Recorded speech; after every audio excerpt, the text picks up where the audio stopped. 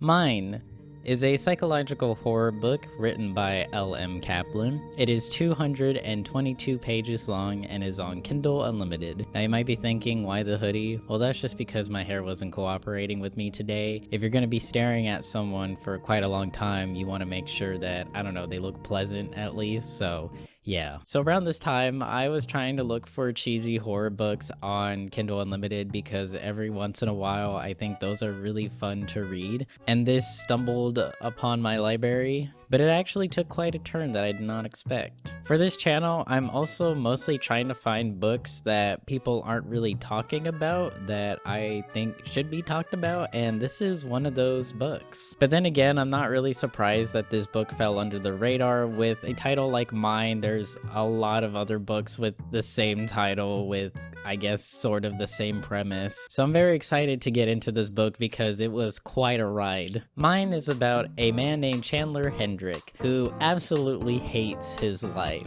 He's taking care of his mother who is bedridden, but he is a socially awkward man who just loves to watch people across the street, which is pretty normal, but he specifically loves watching his one neighbor named Samantha. Why does he love watching her? Well, you're about to find out. If I had to describe the type of psychopath that Chandler is in this book, he is like the diluted soda of Joe Goldberg from the show You on Netflix, the little panda fighter to Kung Fu Panda, the Krusty Krab 2, the Great Value Joe Goldberg.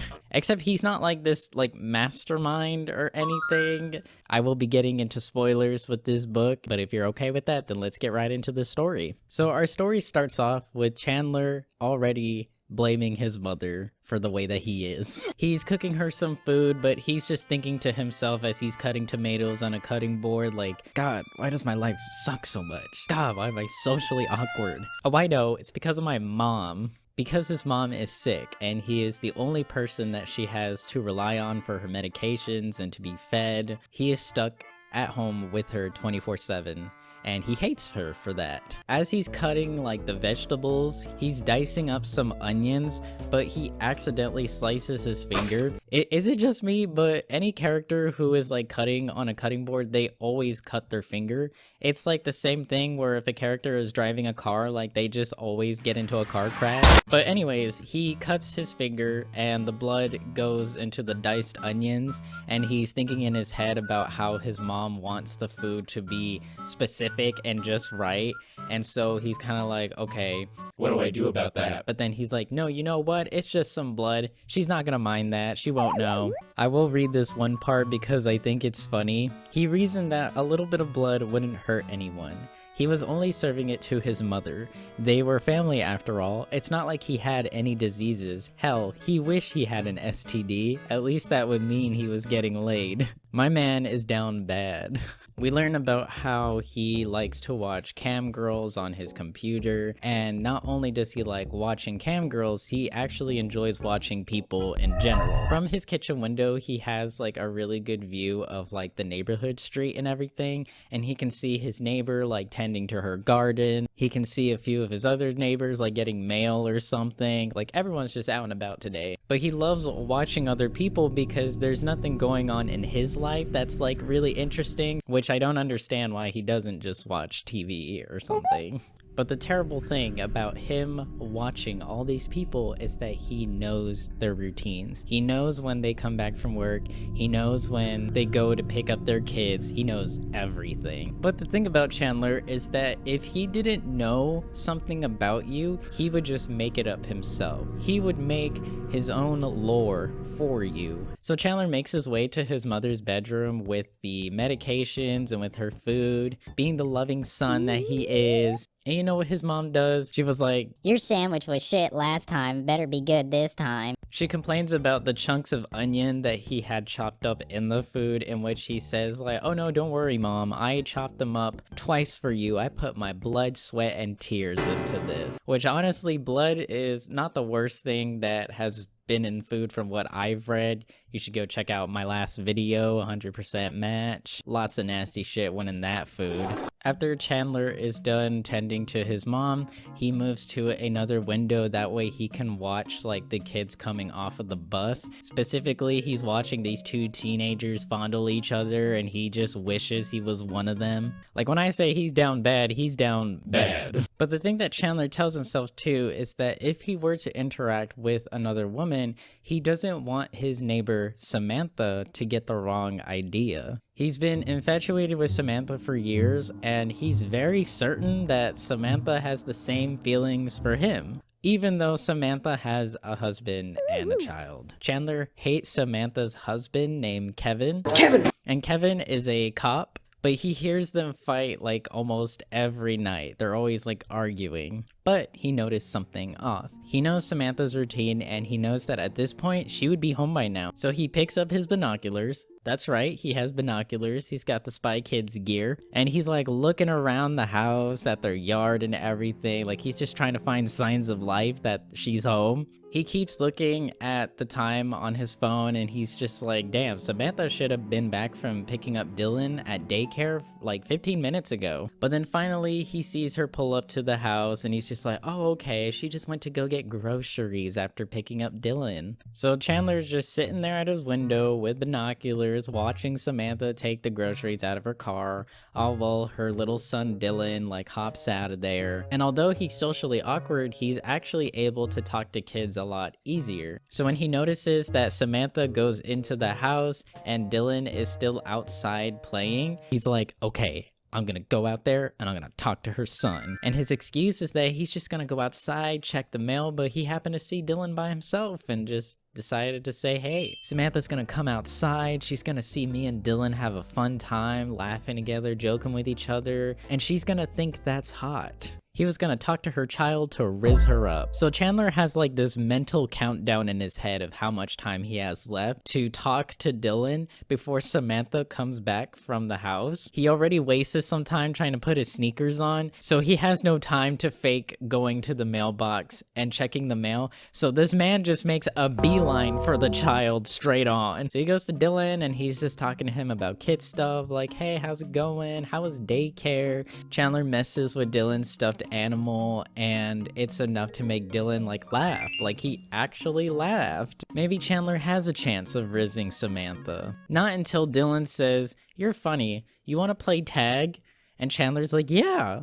And then Dylan's like, okay, you're it. Now, I don't know about you, but I personally don't think I want to be seen outside chasing a little boy. Literally, when I read this part, I like immediately tensed up. I was like, oh my god. I was like, this is bad. Before Chandler knew what he was doing, his legs carried him after the boy, his hand outstretched, attempting to touch him.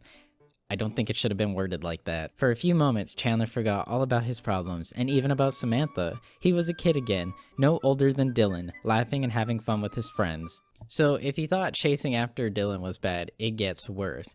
As he's chasing him, Dylan misses this gap that's like in the ground, so Dylan falls. And because Dylan just suddenly falls down in front of Chandler, Chandler falls on top of him. But to Chandler's surprise, Dylan doesn't cry and scream out. He begins to laugh. But all this commotion is enough to cause Samantha to come out of the house to see what's going on. So she comes out. She's like, what are you doing? Like, get off my property. What are you doing with my son? And I thought Dylan was gonna be like one of those asshole kids that were just gonna lie and be like, this man wanted to play tag. I don't know what he's doing over here either, mom. Like, I don't know. I just don't expect the best out of children, honestly. But Dylan's like really sweet and he's just like, oh, we were just playing tag. Like, it's okay. It's really fun. But then from behind, Chandler hears what's going on. And it's Kevin, Samantha's husband, the cop.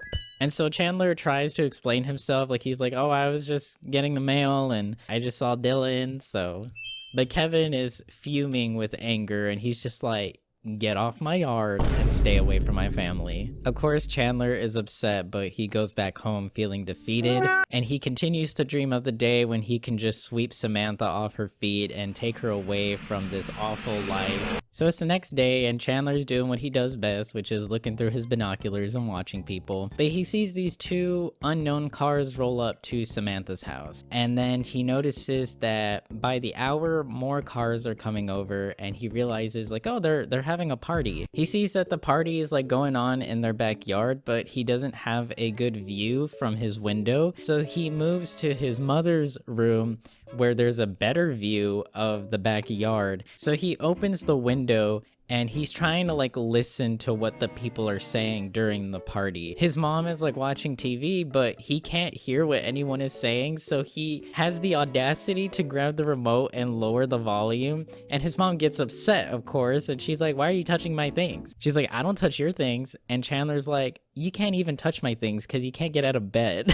So she's just drilling him and is like, don't get snarky with me, don't give me that attitude, I gave you everything you need and this is how you treat me. So while this is going on, he looks back at the party and he sees that some of the people are like whispering among themselves and looking at him, and they're saying things like, man, he couldn't find a wife, so now he's just stuck with his mom. What a loser, having to take care of your mom because she's sick and can't help herself. God, how pathetic are you? So he's getting like really upset. He puts his head out and he yells out, shut the fuck up, you pigs, leave me alone. But he realizes that nobody was paying attention to them at all. Nobody was talking about him, nobody was looking at him. It was only until he yelled that they looked at him, and now they're gonna be talking about him. And he can see Kevin like cooking by the grill, and Kevin's just...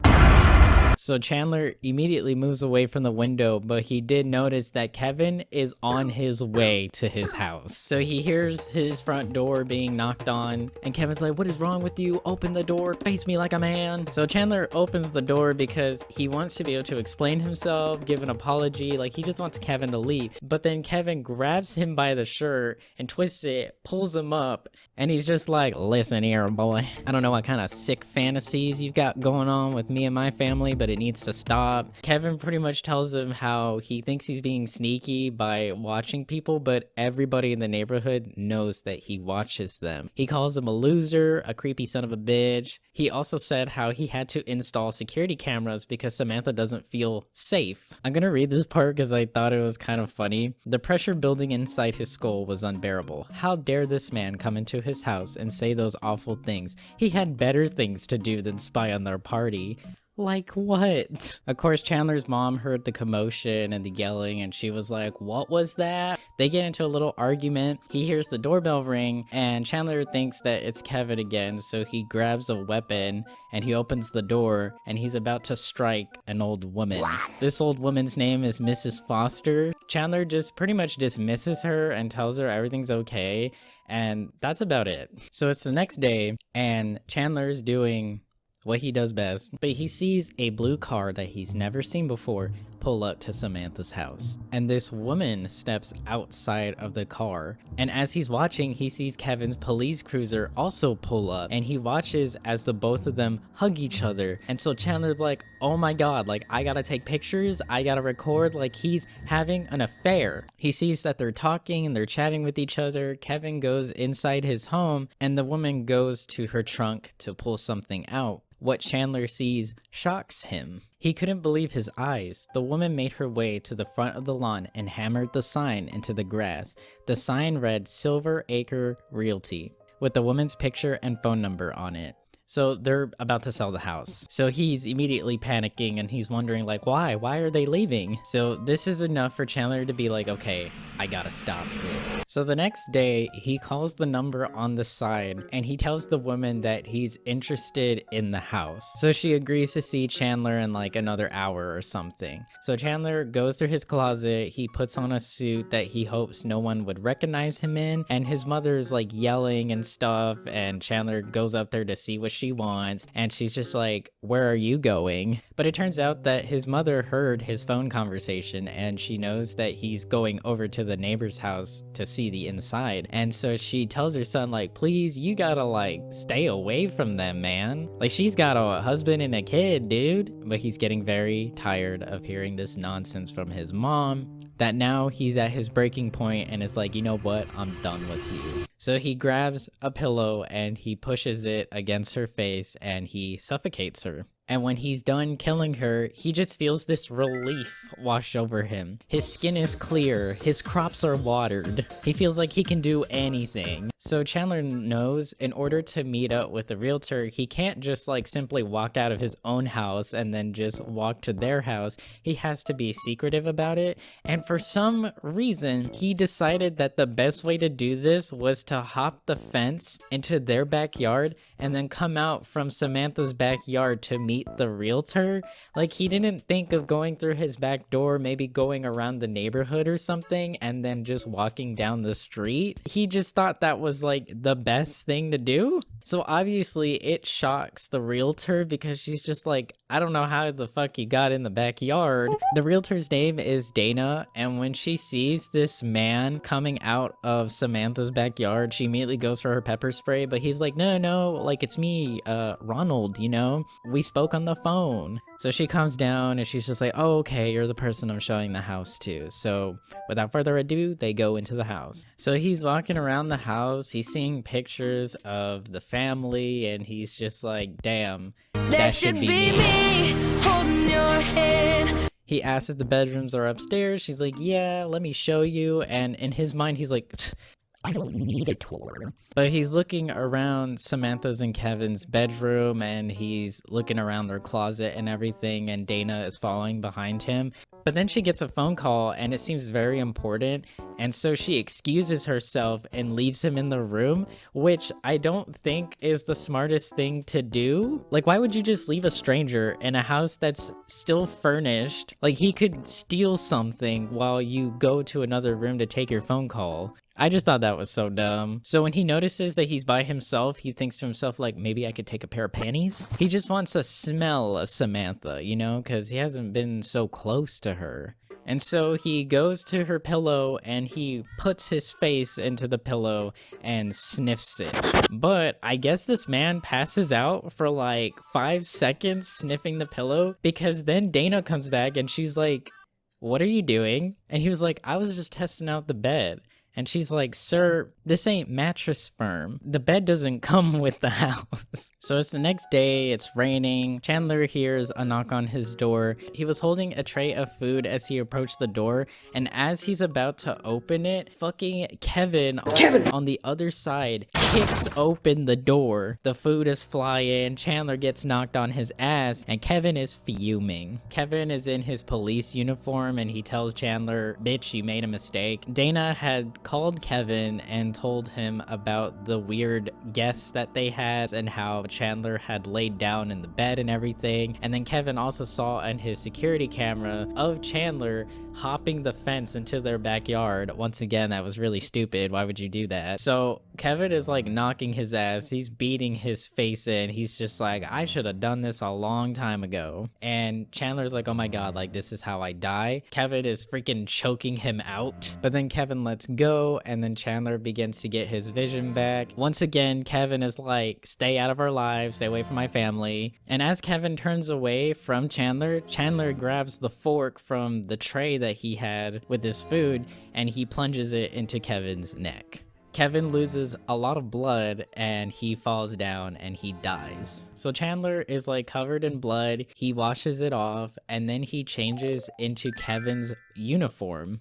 Because it's like a dark navy blue uniform, you can't really see like the red and the blood. So now that Kevin's dead, Chandler's like, this is my chance at a new life. This is my chance to show Samantha that I can be the man that she wants. He feels a phone buzz in Kevin's pants, and it's Samantha, and she's saying like, hey, like, where'd you go? Your car is here, but you're not home. And because Chandler knows everyone's routine, he tells Samantha like, oh, I'm helping the neighbor down the street with like a car. So Chandler walks over to Samantha's house and he finds that the door is unlocked. Samantha's in the kitchen cooking some food and he quietly sneaks in. He really wants to like go over to Samantha and like put his arms around her and stuff, but he's just like, no, not yet. He sees that her phone is sitting on the coffee table, so he puts it in his pocket. Instead, he goes down the hall to where Dylan's room is, and he sees that Dylan is playing with his action figure, and he's like, yo, is that Green Lantern? And he just goes into his room dressed in this police uniform, and Dylan's like, what the hell? So he begins talking to Dylan about like his collection of comic books, but this part is actually pretty interesting. Seeing the amazed look on his face, Chandler added, I love comics. I have a huge collection at my... He trailed off, flashes of his old life running through his head. Instead, his mind reconciled his new life with the old and continued, I used to have a huge collection. You're never too old for comic books. So Chandler is already fitting himself into this role as Kevin. He already deemed this like his new life, that if any mention of his old life comes up, he's just like, I used to have that. It's kind of cool, honestly. So Dylan's playing with Chandler, and Dylan's like, why do you have the same uniform as my dad? Are you like his friend? And Chandler's like, yeah, something like that. Hey, by the way, what do you think of me being your dad? And Dylan's like, well, I already have a dad. And Chandler's like, yeah, but I could be the better dad, and he's not the greatest. So Dylan's like, okay. So while Samantha's cooking food, she understands that Kevin should definitely be home by now, but she hears Dylan giggling like in the room, and he's clearly talking to someone. So she's like, okay, so he did come back, but it's very odd because he usually goes for his beer first thing when he comes in. So now she's thinking, well, maybe he turned a new leaf. Maybe he actually likes being around Dylan and shit. So food is ready. She calls out to the both of them. So Dylan runs into the kitchen. He's like, what are we having? Are we having spaghetti? And she's like, yeah, no, go wash your hands. And he's like, okay, daddy's friend's gonna be joining us. And Samantha's confused, and she just thinks like, well, maybe Kevin told Dylan something about how he was inviting a friend over, and Samantha just didn't know. And so she just sits down. Dylan comes back, he sits down, and now they're just waiting for the man of the house. So Chandler comes from the bathroom, and he comes into the room, and this man is walking like he already owns the place. So Samantha is startled, and she's like, what are you doing here? And he's like, oh my god, that food smells great. You did a great job, hun. And Samantha's like, Kevin's gonna kill you if he sees you here. And Chandler is just like ignoring what she's saying as he's eating. But Dylan is sticking up for him, and he's like, it's okay, mom, like he's really nice, like he's pretty cool. So Samantha is trying to think of ways to get out of this situation, because Dylan's eating like everything's fine. Chandler's eating like if that's his meal. She takes a huge gulp of her wine because she just knows she's gonna be in for a ride. Once again, Samantha's like, where's Kevin? What's going on? And so Chandler is just like, listen, I see the way he treats you, and that's not cool. It's time for you to understand that you can be with someone that loves you and just wants to protect you. You could be with me. Chandler's watching her. Samantha is beginning to look sluggish, and that is because Chandler had snuck something into her wine before he had went to Dylan's room, and Dylan looks concerned, and Chandler's just like, oh, go to your room, like I'm gonna go help her to bed because she's not feeling well. So she wakes up, and she is strapped to her bed. She is no longer wearing like a shirt and jeans. She's in a nightgown. He tied her up with these leather cuffs that he found under their bed. I bet Samantha regrets having those now. He changed her out of her clothes because he's like, well, who goes to bed in jeans, am I right? I highlighted this part of the book because I thought it was like so funny. He tells her, I'm sorry, Samantha, but this is for your own good. It's like one of those things you see on TV. What's it called? And I thought he was gonna say wife swap, but in this case, husband swap. But he just says an intervention. That's a missed opportunity right there, though. And he tells Samantha, like, oh, I could take care of Dylan. I'll drive Dylan to daycare because Samantha had slept until the next day. He's like, I already texted my boss and let him know I'm not coming into work today, so it'll be all right. Chandler really does believe that he's Kevin and that now he's a cop. So he tells Samantha that he's gonna go drop Dylan off at daycare. So now that Samantha is by herself, she's thinking to herself, okay, what can I do to get out of here? She tries to free her hands from the cuffs, but it doesn't work. But she realizes that Chandler didn't gag her, so she begins to scream loudly at the top of her lungs for help in hopes that someone passing by the house will hear her. Thankfully for Samantha, around this time, Mrs. Foster, the woman that had came over to check on Chandler and his mom because of his outburst from yelling out the window at the party, she's at their house again. She's ringing the doorbell, but nobody's picking up. But even though she's old and her eyesight is failing her, she's got really good ears because she hears something from a distance. Now, because Samantha and Kevin were about to sell the house, there's a lockbox with a key, and Samantha yells out the passcode to get into the house. So Mrs. Foster grabs the key, she enters the house, and she can still hear Samantha yelling from upstairs. So she begins going up the stairs, but she's like really slow because she's old, and Samantha is pleading her to hurry, and she's not really telling her like important info that she needs to know. She's just like, please hurry, he's gonna come back, instead of just fully saying like, help, Chandler is fucking crazy and he's pretending to be my husband. She's being so cryptic about it. So she makes it to the room, she sees Samantha strapped down to the bed, so she's trying to undo the cuffs, but she has arthritis and it's like difficult for her to undo the cuffs. Like, oh my god, I was just like, hurry up. But Mrs. Foster's vision goes black because Chandler sneaks up on her from behind and hits her with a metal baseball bat that belongs to Kevin.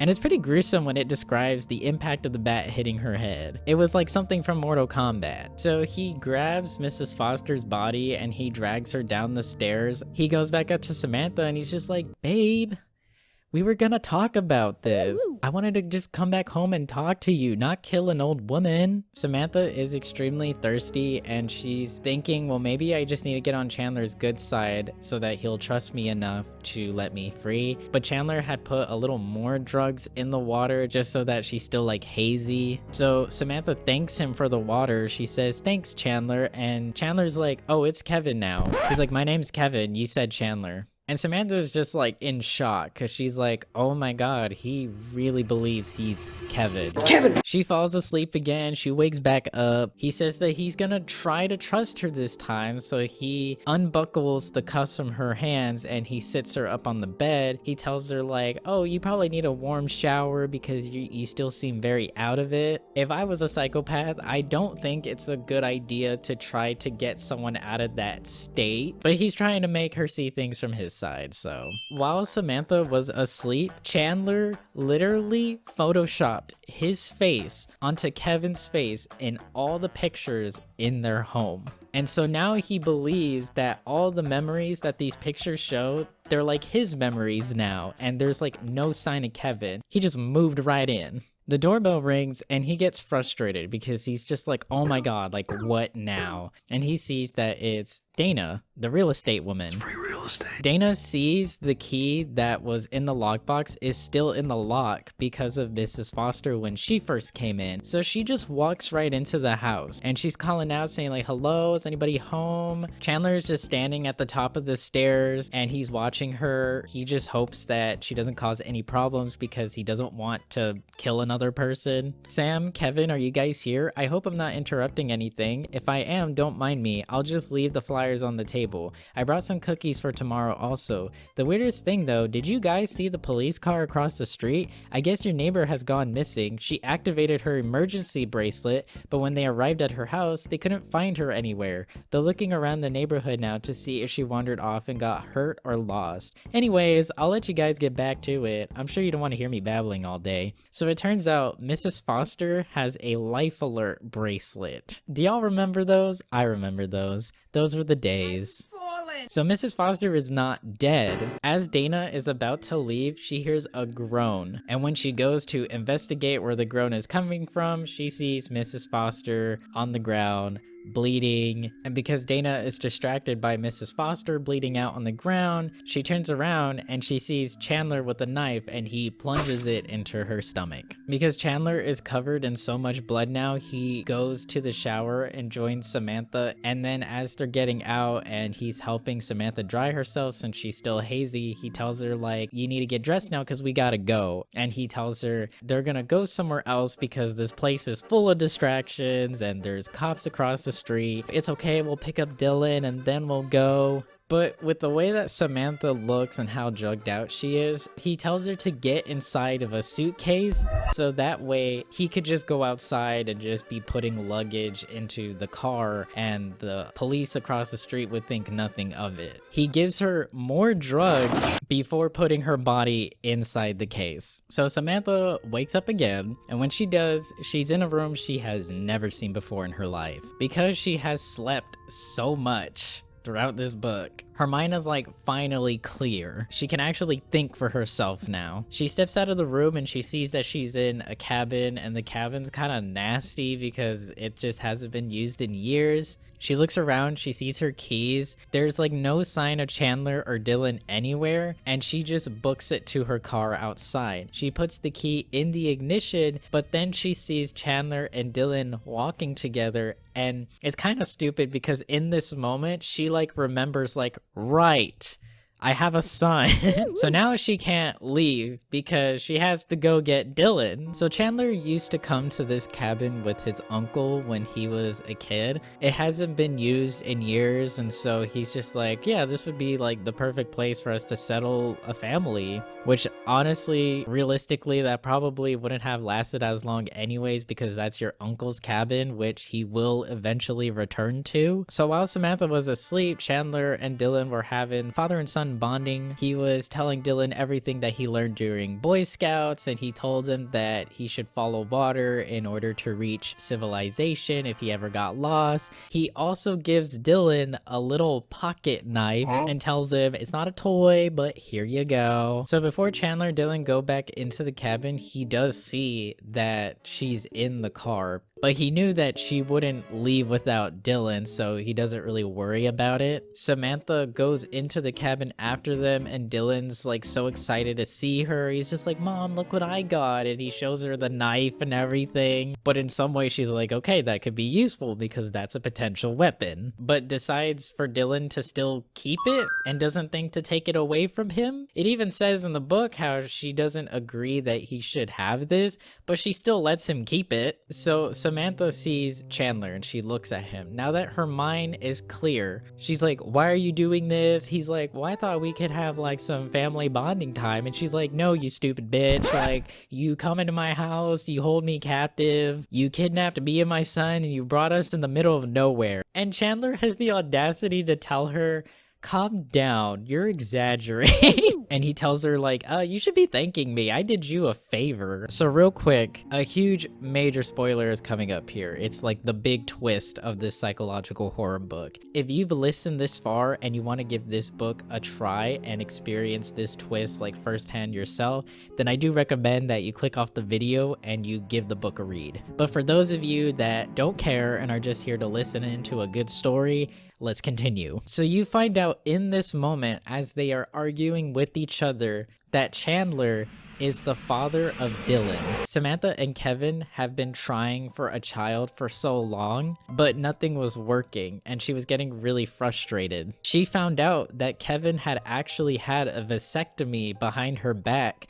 because he didn't want kids. And Samantha was like in so much shock that Kevin had done that. And Samantha was also very desperate that she saw Chandler chilling in his backyard and made moves on him. And so even though all these years Kevin treated her badly because he knew deep down Dylan was not really his son, she felt like she deserved all the abuse that Kevin gave to her and Dylan because she regrets what she had done with Chandler. But now we know why Chandler believes he should have this life, because he felt like he was robbed from it for the fact that Samantha pretty much just gave him a sample of herself and then went on to have this life that he felt belonged to him. So his mind is going crazy because all these memories from when he was Chandler is like coming, and he's trying to be Kevin, he's trying to be the husband to Samantha right now, and Samantha's like, I could just beat his ass right now while he's like short-circuiting and shit.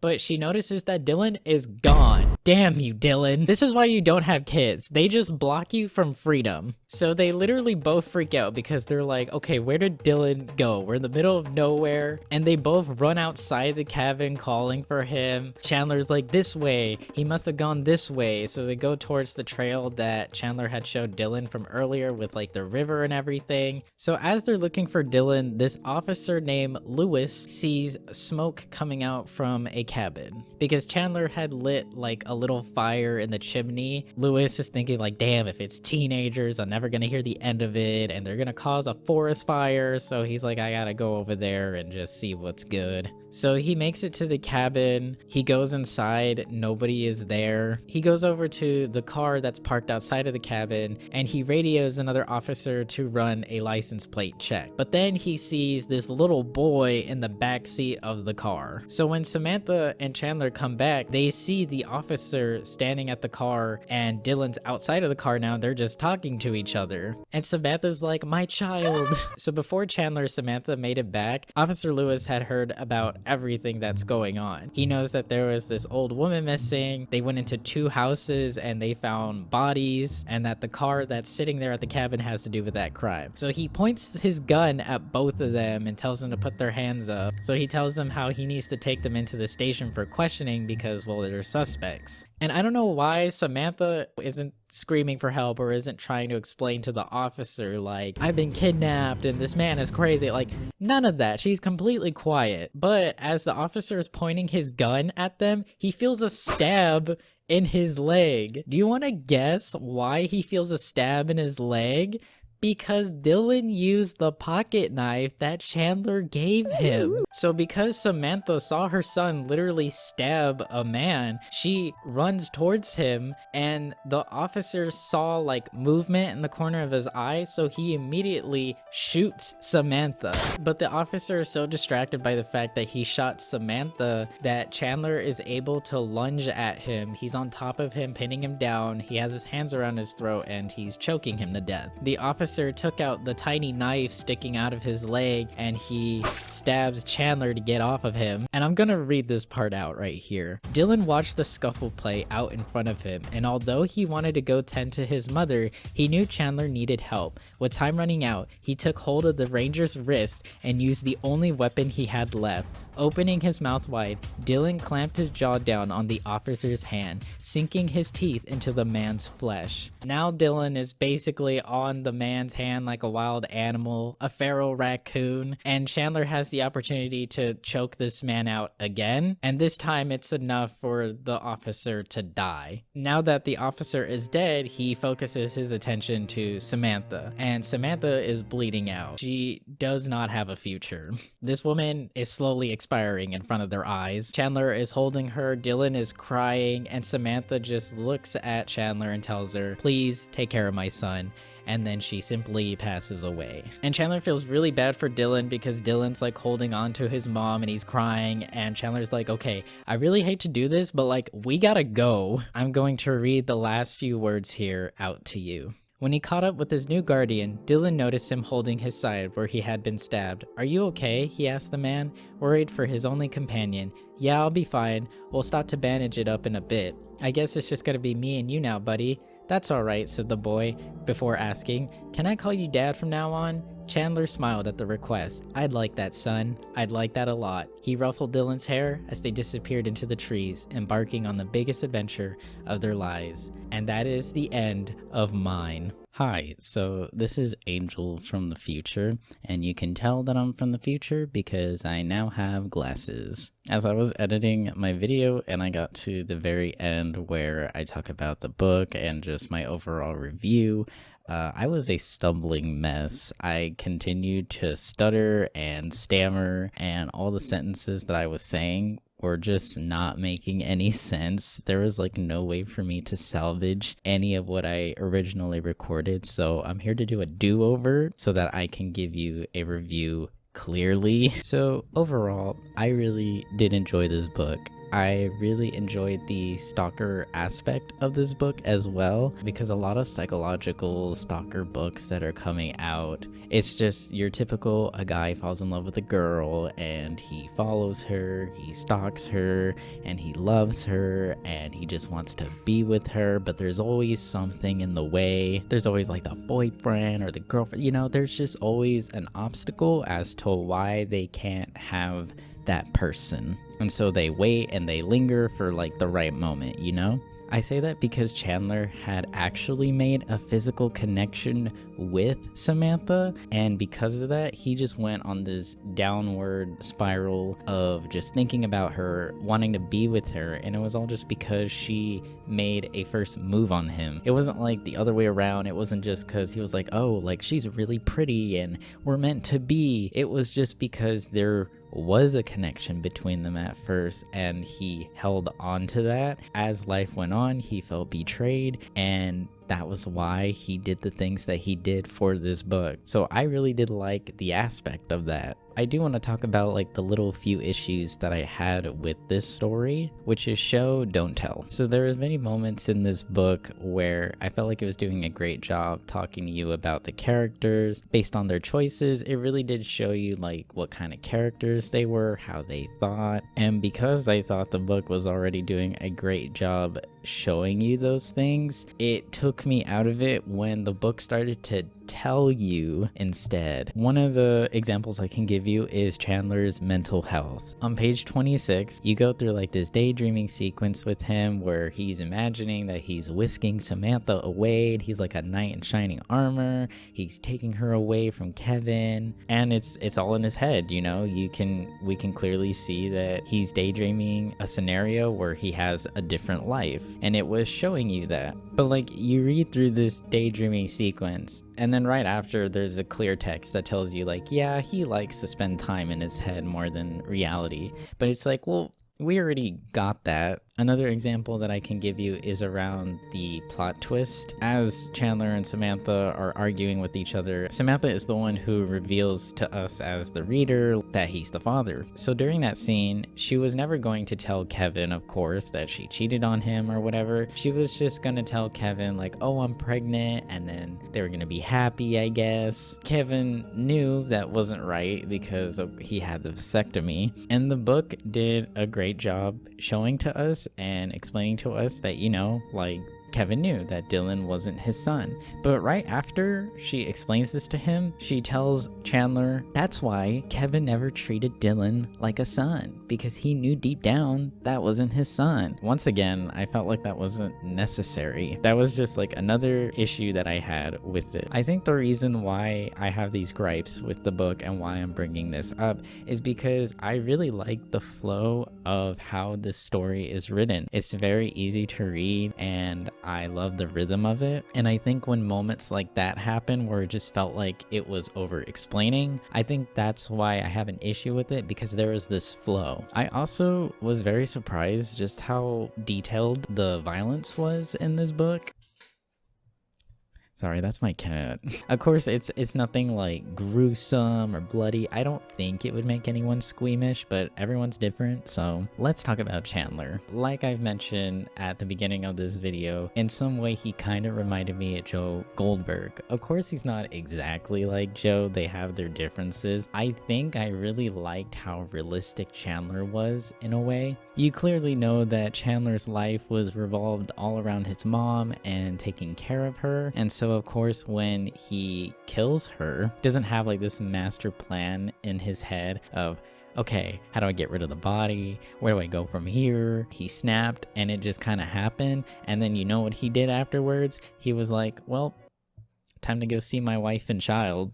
And he just walked straight to Samantha's house, which I think is crazy. Like, every person he's killed in this book, he doesn't really think what to do with their bodies afterwards. Like, realistically, a lot of like shows and movies, books that talk about stalkers, they always know what to do. And I think there's just something so fresh about a stalker who was just in the moment, and then they just decided like, okay, well, the problem's out of the way, so I'm just gonna start living my life already. And it wasn't like planned. And in some way, I found that similar to Joe because whenever Joe killed someone, he got that obstacle out of the way and then he went to go spend time with his girlfriend. So Samantha and Dylan, I thought they were written pretty well. For Samantha, you can obviously tell that she cares for Dylan, even though she did forget about him when she was trying to drive away. For someone who said that their mind feels clear, it wasn't clear enough if you forgot your own son. And then I was also getting frustrated because there was just moments when I wanted Samantha to just scream and it'd be like, he's trying to kill me, especially around when the cops showed up and she was just quiet for some reason. I felt like she could have said something. I don't know, that's just me, okay? But Samantha is just Samantha. You don't know too much, you don't know too little. She's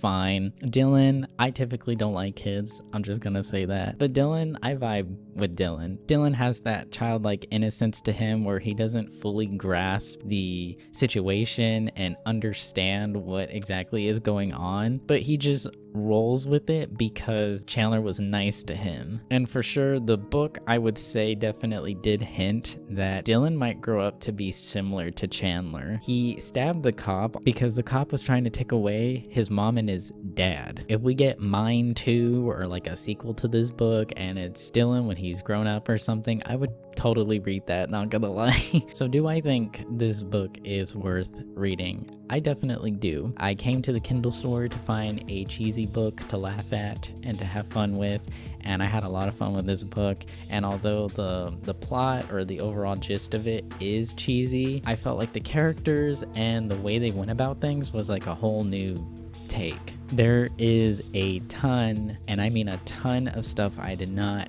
go through and mention in this video. So if you're curious enough about this book that you want to know more information and enjoy the book thoroughly, then give it a read. If you really like stalker books, then I'd say go for it. So yeah, that's about it. That's all I gotta say. Thank you for watching, and until next time.